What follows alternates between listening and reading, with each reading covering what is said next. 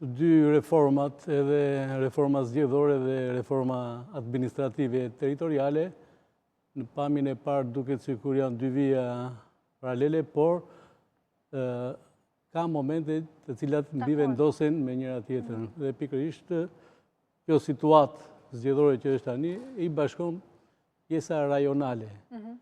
Në të ardhmen, ndoshta dhe në përputhje apo në përmbushje të kërkesave të spektrit politik, sidomos të opozitës, mund të ketë rishikime dhe atëherë duhet folur ndryshe. Në këtë moment që po flasim, ne jemi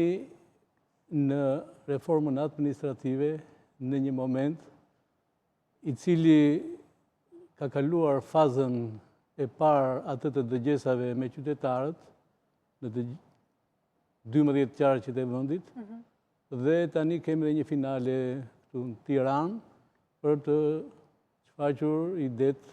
rreth konceptit për Tiranën e re metropolitane apo kryeqytetin e ardhshëm, se si do të organizohet. Mendoj që koha në dispozicion, sikur se e thatë dhe ju, nuk është në favor të përmbushjes së misionit, kështu që ndoshta do të ketë një shtyrje për ta bërë më të plotë, por kjo shtyrje deri në një moment i cili duhet të përkojë me shpalljen e zgjedhjeve të ardhshme vendore. E kuptoj, propozimi i mazhorancës në fakt